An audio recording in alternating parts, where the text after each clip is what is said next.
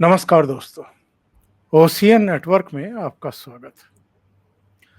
आज बात करेंगे पाकिस्तान की। पाकिस्तान में भी गिलगिट, बाल्टिस्तान, पीओजेके और केवल इन 3 क्षेत्रों की बात नहीं है।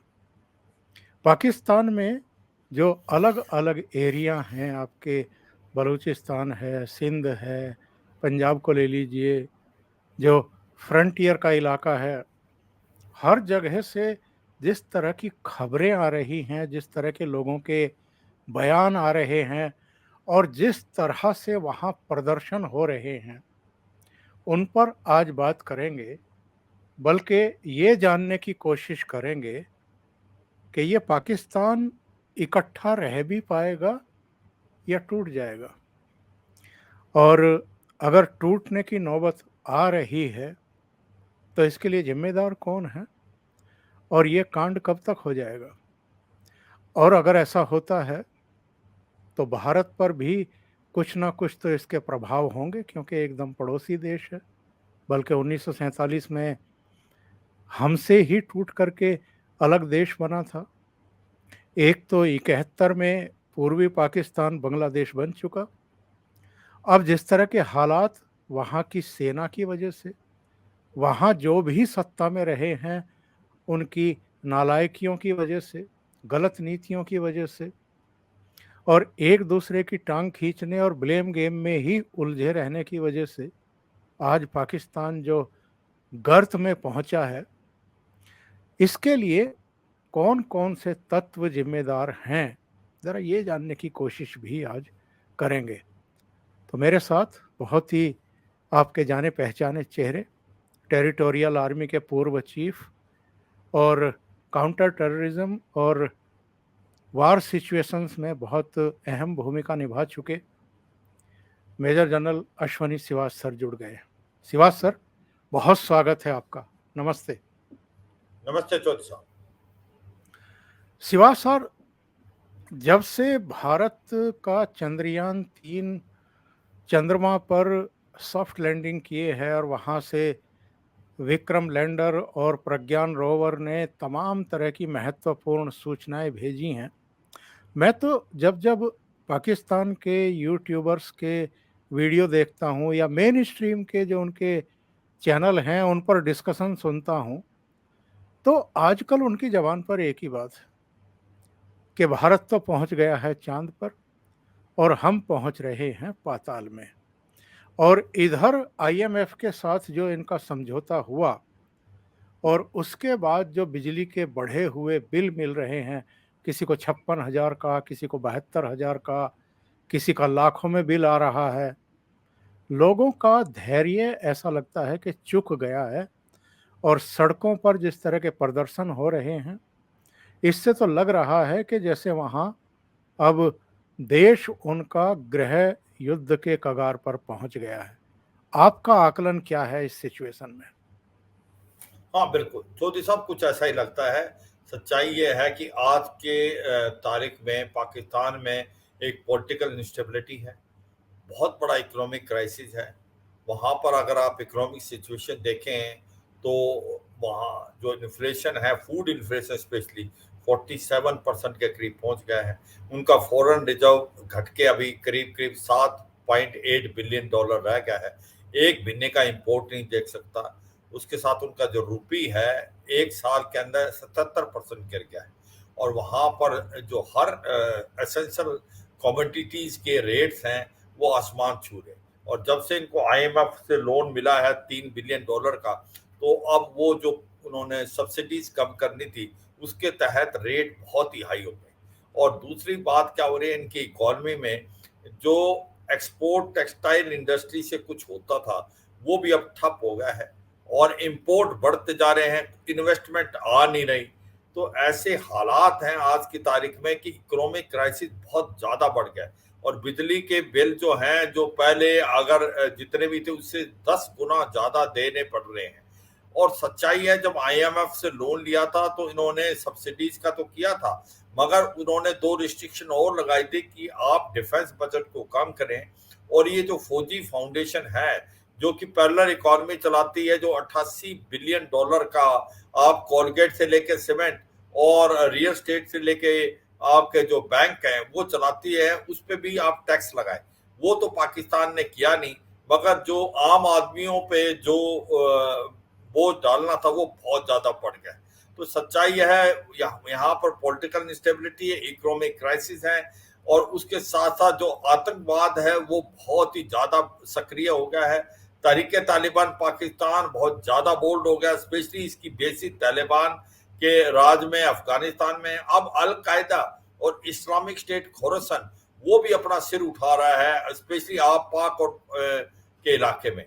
और ऐसे में हो क्या रहा है कि ओवरऑल ऐसा लगता है कि पाकिस्तान के 4 हिस्से हो सकते हैं, क्योंकि खैबर पख्तून को अगर आप देखें, वहां के जो पश्तून हैं वो डूरन लाइन को नहीं मानते, वो अफगानिस्तान के साथ मिलना चाहते हैं, वो शरिया लॉ लाना चाहते हैं।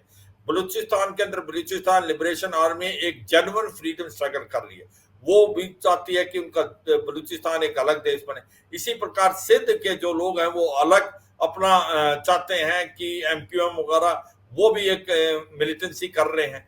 इस तरफ भी एक पंजाब ही रह जाता है, और ऐसा लगता है आने वाले समय में इसके 4 हिस्से होंगे, और ये समय मुझे लगता नहीं ज्यादा दूर है। और इसी प्रकार जो POJ और गिलगित बाल्टिस्तान है, जहां पर हालात बहुत ही ज्यादा खराब हैं, स्पेशली POJ को अगर आप देखें, चाहे मुजफ्फराबाद, मीरपुर, कोटली और आपका जो पुंछ इलाका उनका, उसमें हालात खराब है। और गिलगित बाल्टिस्तान में जहाँ शिया पॉपुलेशन है, वहां पर तो लोग सड़कों पे आ गए हैं। आजकल शिया सुन्नी के बीच में बहुत बड़ी टक्कर चली है, जब से उनका जो आग अल हुसैनी को जेल में बंद कर दिया है। मुझे लगता है अगर आप ओवरऑल सिचुएशन देखें चौधरी साहब, तो ऐसा लगता है कि एक सिविल वार की तरफ पाकिस्तान जा रहा है। और जिस प्रकार से कार्रवाई अभी हो रही है पाकिस्तान में, ऐसा ही चलता रहा तो पाकिस्तान के 4 हिस्से हो जाएंगे, और पाकिस्तान का POJ और गिलगित बाल्टिस्तान तो हमें लगता है कि वो भारत में मिल जाएगा।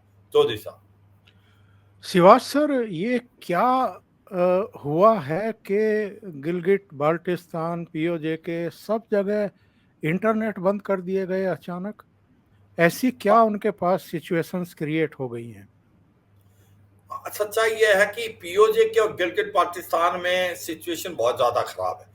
उन लोगों को इन्होंने बहुत देरों से प्रेशराइज कर रखा था, दबा के रखा था। उनको झूठ बोला गया था, उनको ये बताया गया था कि आप इंडिपेंडेंट हैं, और जो भारत के अंदर जम्मू और कश्मीर है वहां पर ह्यूमन राइट वायलेशन होते हैं, वहां पर लोगों को औरतों के साथ रेप होता है। आज उनको असलियत पता लग गई है कि भारत का जो जम्मू और कश्मीर है वहां पर बहुत ज्यादा प्रगति हो रही है, वहां पर आज की तारीख में अमन और शांति है, और वो 70 से 80 साल आगे निकल गए। और यही नहीं, गिलगित बाल्टिस्तान से जो इलाका भारत से मिलता है, कारगिल और बटालिक का, जहां पर शिया पॉपुलेशन है, वहां पर भी बहुत अमन शांति है। आज नारा आ रहा है, स्पेशली जो गिलगित बाल्टिस्तान में लोगों का, वो कह रहे हैं कि अभी चलो, आवाज आ रही है कारगिल चलो, अभी चलो कारगिल चलो। और वो कह रहे हैं कि जो स्कारदू से जो कारगिल वाली रोड उसको खोल लो, और एक ही नारा है कि हम भारत में मिलना चाहते हैं। तो ये पूरा का पूरा चर्निंग इफेक्ट हो गया। उसकी वजह यह है, अगर आप गिलगित बाल्टिस्तान को ही देखें एक बार, POJ को थोड़ा सा दूर रखें, गिलगित बाल्टिस्तान में शिया पॉपुलेशन है, और शिया को हरदम पाकिस्तान जो कि एक सुन्नी देश है, सुन्नी डोमिनेट देश है, उसको सेकंड क्लास सिटीजन मानता रहा है। और पाकिस्तान की आर्मी ने क्या किया, over a period of time वहां पर सुन्नियों को बसाया है, और स्पेशली जो रिटायर्ड फौजी हैं, और धीरे धीरे वहां डेमोग्राफिक पैटर्न भी चेंज कर रहे थे। और अब ऐसी हालात है वहां पर लोगों के पास पीने को पानी नहीं है, बिजली 24 घंटे में से 22 घंटे पे नहीं मिल रही लोगों को, पेंशन नहीं मिल रही, और जो फ्यूल फूड सबके रेट्स स्काई रॉकेटेड है। वहां पर इंटरनेट बंद कर दिया है। उनका जो मेन लीडर था आगा अल हुसैनी, उसको जेल के अंदर बंद कर दिया है, और फौज को बुला दिया गया है, और CRPC जो इनका अपना 144 है वो लगा दिया। तो सच्चाई यह है, एक सिविल वार जैसी सिचुएशन पैदा होगी गिलगित बाल्टिस्तान में, और वहां लोग मरने मारने को तैयार है। वो कहते हैं हम तो मर जाएंगे सिया, आपको भी ले डूबेंगे। तो आज मुझे लगता है कि जो सिचुएशन गिलगित बाल्टिस्तान में है उससे तो ऐसा लगता है कि पाकिस्तान के टुकड़े अगले कुछ एक दिनों में हो जाएंगे। और वो एक और बहुत बड़ी बात करें, कहते हैं ये जो चाइना पाकिस्तान इकोनॉमिक कॉरिडोर बनाया है, ये पहले पाकिस्तानी हमको एक्सप्लॉइट करते थे, अब ये चीनी भी एक्सप्लॉइट कर रहे हैं। और इसीलिए वहां का जो प्रोजेक्ट है वो ठप पड़ा हुआ है। वो कहते हैं टेक्नीशियन भी, इंजीनियर भी सारे चीनी आए हैं, और जो चीनी वहां पर काम करते वो भाग गए। तो सच्चाई यह है कि गिलगित बाल्टिस्तान की हालात बहुत खराब हैं, और बहुत ज्यादा लोग परेशान हैं, और वो अब कह रहे हैं भारत में मिलना चाहते हैं। और इसी प्रकार पीओजेके में भी जो बंद है, मुजफ्फराबाद, मीरपुर, कोटली और झांगर के इलाका, वहां पर भी लोग सड़कों पे आ गए हैं, और वहां पर भी लोग प्रदर्शन हो रहा है। मुझे लगता है इन दोनों इलाकों में इतना ज्यादा प्रदर्शन हो रहा है कि ये खैबर पख्तूनख्वा, बलूचिस्तान और सिंध से बहुत ज्यादा है। तो ये सच्चाई है कि अब पाकिस्तान कंट्रोल नहीं कर पाएगा इस सिचुएशन को, और ऐसा लगता है कि पाकिस्तान के अंदर एक सिविल वार जैसी सिचुएशन पैदा हो गई है। चौधरी साहब, शिवाज सर, 3 दिन पहले अचानक वहाँ ये अफवाह उड़ी कि भारत किसी भी समय पीओजेके में, गिलगिट में, बाल्टिस्तान में कोई कार्रवाई कर सकता है, एक्शन कर सकता है। और उसके बाद जिस तरीके से पाकिस्तानी सेनाओं के टैंक और दूसरी बख्तरबंद गाड़ियां और साजो सामान पीओके की तरफ मूव करते देखे गए, उनको लेकर के तो और ज़्यादा वहाँ पर आशंका व्यक्त की जा रही है। जबकि अभी हम G20 करा रहे हैं, और जब भी भारत को कोई एक्शन करना होगा तो वो बता करके थोड़ा करेगा। लेकिन जरा सा कुछ इस तरह की चर्चा भी हो जाए तो उन लोगों के कान खड़े हो जाते हैं। हाँ बिल्कुल, देखो मुझे लगता है कि ये एक बड़ी सोची समझी साजिश के तहत भी है, क्योंकि उनको पता है कि वहां पर हालात खराब हो रहे हैं, पाकिस्तान की आर्मी को लाना है, और कोई बहाना मार के वो पाकिस्तान की आर्मी को अंदर डाल रहे हैं गिलगिट पाकिस्तान पीओजे के। उनको साफ पता है भारत ऐसा कुछ नहीं करेगा। भारत एक रिस्पॉन्सिबल देश है। भारत ने किसी देश पे हमला नहीं किया है, और भारत ऐसा नहीं करेगा। और ये कि पीओजे के और गिलगिट बाल्टिस्तान भारत का हिस्सा बनेगा, ये तो वाकई बनेगा, क्योंकि आवाज भारत से नहीं, ये वहीं से आ रही है, वहां से लोग मिलना चाहते हैं। भारत को तो इशारा करने की जरूरत है। मगर आपने बहुत ठीक बोला, अब के ऐसे समय में अफवाहें फैलाना, जब G20 की मीटिंग हो रही है, भारत चाहता है ये G20 की मीटिंग सक्सेसफुल हो। यहाँ पर सबसे बड़े लीडर वर्ल्ड के जो 20 मेन लीडर्स हैं वो आ रहे हैं, उनके साथ साथ जो हमने स्पेशल इनवाइटी बनाए हुए हैं। तो कोई बड़ा मूर्ख होगा जो ऐसी बात सोचेगा। तो सच्चाई, पाकिस्तान किसी हद तक गिर सकता है, पर पाकिस्तान ये जानबूझ के अपने लोगों को मूर्ख बना रहा है, क्योंकि उसने फौज लानी है, लोगों को कंट्रोल करना है, और स्पेशली शिया पॉपुलेशन को, क्योंकि वो अहमदिया हो या शिया हो, उनको तो सेकंड क्लास सिटीजन मानता है। तो ये मेरे को लगता है इनकी सोची समझी साजिश है, इसके अलावा और कुछ नहीं है। चौधरी साहब, शिवाज साहब, मैं इधर जो डिबेट देखता हूँ पाकिस्तानी टेलीविज़न पर भी, और यहाँ हमारे जो हिंदुस्तान के प्राइम टाइम के जो टीवी चैनल्स पर जो चर्चाएं होती हैं, और पाकिस्तान के कुछ तथाकथित विशेषज्ञों को बुला करके बैठाया जाता है चर्चा में, जिस तरीके से पहले उनकी हेकड़ी, उनकी अकड़, उन उनका जो अ, अतिरेकपूर्ण रवैया मैं देखता था टेलीविज़न चैनलों पर, वो गायब होता हुआ दिखाई दे रहा है।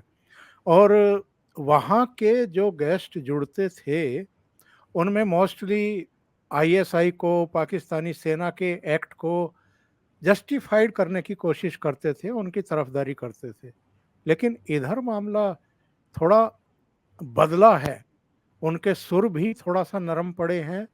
इधर कुछ तो उनमें से प्रधानमंत्री नरेंद्र मोदी की प्रशंसा करते हुए दिखाई देते हैं, कुछ जो भारत की विकास यात्रा है और जो अंतरिक्ष मिशन में कामयाबियां हैं, जो एक महाशक्ति के तौर पर भारत इमर्ज हो रहा है, उसकी भी दबी जबान से प्रशंसा करते हुए दिखाई दे रहे हैं। तो केवल हम ये पीओजे के गिलगिट और बाल्टिस्तान में नहीं देख रहे हैं, पूरे पाकिस्तान में ही लोगों का भारत को लेकर के, भारत की लीडरशिप को लेकर के नजरिया बदलता हुआ दिखाई दे रहा है। हाँ देखो चौधरी साहब, हुआ क्या है कि आज की तारीख में सोशल मीडिया बहुत ज्यादा एक्टिव है, और हर एक इंसान को पता है असलियत क्या है, कि पाकिस्तान में लोगों को, आवाम को झूठ बोला गया है, गलत शिक्षा दी गई है, यूनिवर्सिटी कॉलेज में ये गलत पढ़ाते हैं। और अब लोगों ने जो इंटरनेट के माध्यम से, सोशल मीडिया के माध्यम से उनको असलियत पता लग गई है। जो यूथ है पाकिस्तान का, उसको सच ये पता लग गया कि आप पाकिस्तान एक डूबता हुआ शिप है, और पाकिस्तान की जो हालात खराब है इसके लिए और कोई जिम्मेवार नहीं पाकिस्तान है, क्योंकि आतंकवाद का बीज भी पाकिस्तान ने खुद बोया और आज वही उसका विक्टिम है। और अब वो मूर्ख नहीं बना सकती पाकिस्तान की जो अवाम को गवर्नमेंट, और उनको पता लग गया कि भारत कहां से कहां पहुंच गया है। और भारत चंद्रयान 3 से साउथ पोल पे लैंड कर गया और पाकिस्तान के टूटने के कगार पे है। पाकिस्तान की हालात हर तरफ से खराब है और उनको ऐसा लगता है, देखो वो आजकल ऐसा बड़ा स्ट्रेंज चीज है जिस प्रकार से लोग सोशल मीडिया पे बात करते हैं, जब भी उनका कोई ब्लॉगर इंटरव्यू ले रहा है, कि अगर प्रधानमंत्री मोदी जैसा उनका भी कोई एक लीडर होता तो पाकिस्तान की जो हालात सुधर सकते हैं। वो ये क्यों कह रहे हैं? वो ये नहीं कह रहे कि प्राइम मिनिस्टर मोदी एक इंडिविजुअल, वो ये बता रहे हैं एक सेल्फलेस लीडर, एक लीडर जो देश के लिए कुछ कर सकता, वो लीडर जो देश को आगे, क्योंकि आज तक पाकिस्तान के अंदर जिसने भी गद्दी संभाली है उसने अपना ही बैंक का खाता बढ़ाया है। आप कोई सी फैमिली को देखो, करोड़ों करोड़ों में इनके पास प्रॉपर्टी है। तो ये सच्चाई है, पाकिस्तान को पता लग गया है कि भारत कहां से कहां पहुंच गया है, और वो एक इसलिए पहुंचा कि भारत की ऑल राउंड डेवलपमेंट हुई है, इकोनॉमी बहुत अच्छा कर रही है, भारत की लीडरशिप बहुत अच्छा, भारत की एक स्टेबल गवर्नमेंट है, भारत की एक पॉलिटिकल स्टेबिलिटी है, भारत की इकोनॉमिक स्टेबिलिटी है। तो ये तो मुझे लगता है पाकिस्तान, और पाकिस्तान में लोग अब ये भी कहने लगे हैं 1971 तक जो ईस्ट पाकिस्तान था वो अलग हो गया, आज वो बांग्लादेश बन गया। आज वो बांग्लादेश कहां से कहां पहुंच गया है, बांग्लादेश बहुत अच्छा कर रहा है, वो भी एक बहुत ही इकोनॉमिकली पाकिस्तान से कहां निकल गया। तो सच्चाई है Pakistan has to blame itself. Pakistan अगर डूबा है तो अपनी गलतियों से डूबा है। देखो जब 60 तक पाकिस्तान का जीडीपी अच्छा था, तब से इन्होंने अपने को टेररिज्म के साथ मिलाया है, आतंकवाद के साथ इन्होंने समझौता किया है, गुड और बैड टेररिस्ट का फर्क करने लगे हैं।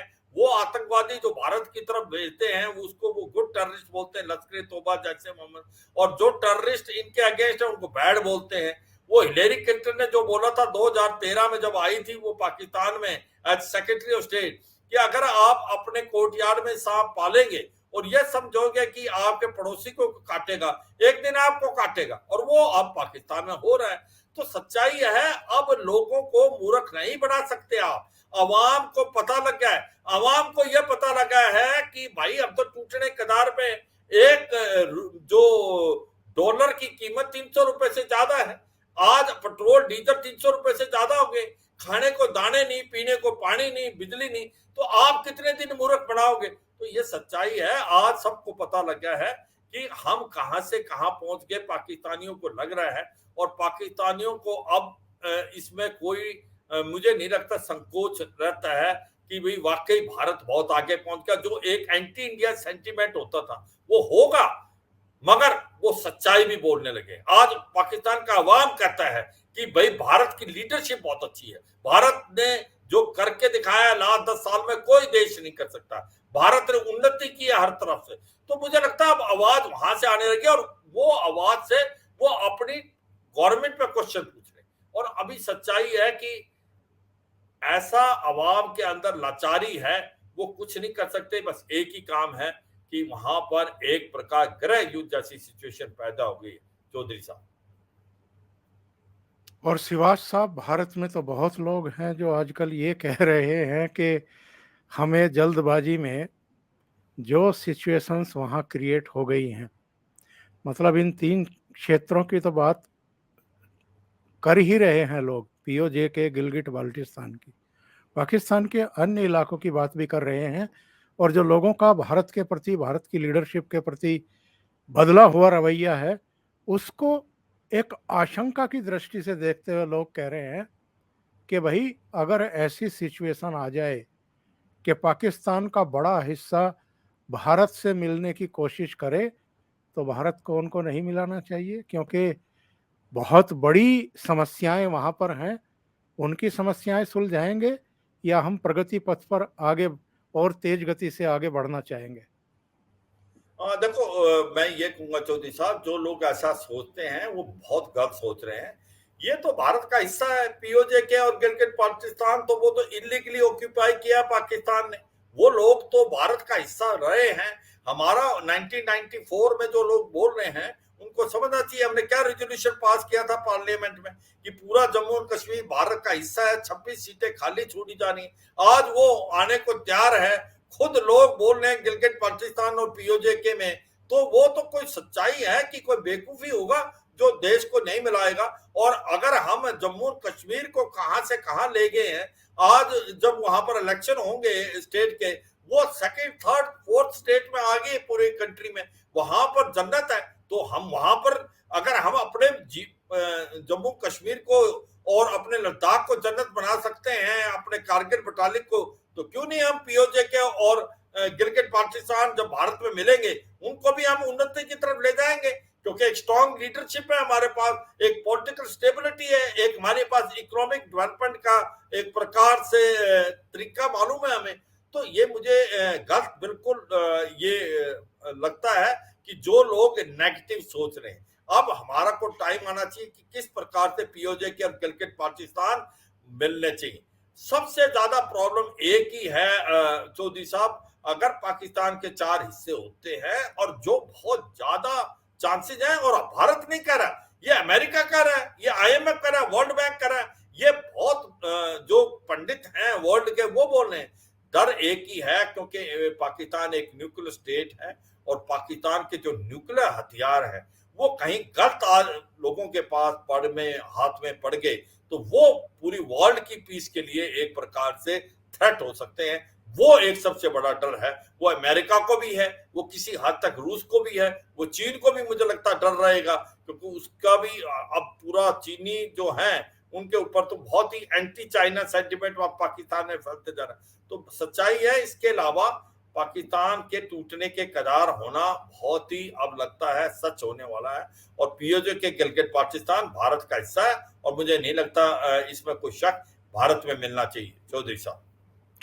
और ये तीनों यानी पीओजे के गिलगिट बाल्टिस्तान, ये तो सामरिक दृष्टि से भी बेहद महत्वपूर्ण है श्रीवास साहब, क्योंकि अगर ये भारत में मिल जाते हैं तो चीन का जो खेल है यानी ग्वादर तक पहुंचने का और आगे अपने व्यापार को बढ़ाने का, वो भी नियंत्रित हो जाएगा, खत्म हो जाएगा वो खेल।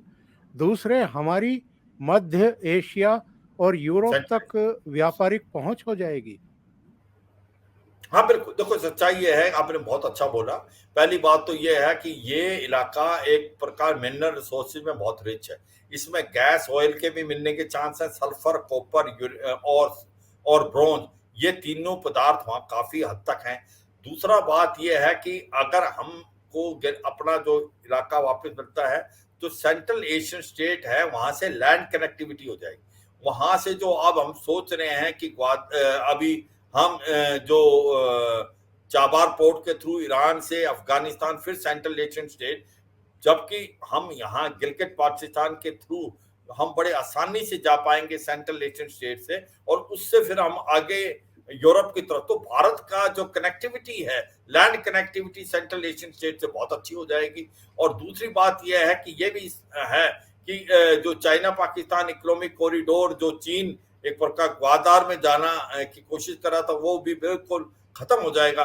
मुझे लगता है बहुत विन विन सिचुएशन है, और भारत को इसके लिए बहुत वेलकम करना चाहिए। और सच्चाई यह है कि अगर उसके लिए कुछ करना भी पड़े तो मुझे लगता नहीं कि ये गवर्नमेंट पीछे हटेगी, मगर ये गवर्नमेंट बड़े सोच समझ के सही टाइम पे फैसला लेगी, क्योंकि ये जो सिक्योरिटी रिलेटेड इशू है, ये देश की सिक्योरिटी के रिलेटेड इशू है। ये टीवी चैनल पर कोई नहीं बात करेगा कैसे होगा, कब होगा, ये जब भी होगा बिल्कुल ठीक होगा। और भारत की गवर्नमेंट इसके लिए सक्रिय है, और इसमें कोई शक नहीं, गिलगित पाकिस्तान और पीओजे के भारत का हिस्सा है और भारत में मिलने चाहिए। और मुझे लगता है वो समय आने वाला है, आएगा, और ये भारत के लिए बहुत ही अहमियत वाला हिस्सा है, जो कि पॉलिटिकली भी बहुत रिच है, इकोनॉमिकली भी, ज्योग्राफिकली भी। और मुझे लगता है इससे हमारे को स्ट्रेटेजिक इंटरेस्ट हमारे बहुत ज्यादा अच्छी तरह होंगे चौधरी साहब। बहुत बहुत धन्यवाद शिवाज सर, ओशियन नेटवर्क के लिए इतना समय निकालने के लिए और बहुत ही महत्वपूर्ण मुद्दे पर चर्चा करने के लिए। Thank you so much sir. नमस्कार। थैंक यू चौधरी साहब। जय हिंद। जय हिंद सर।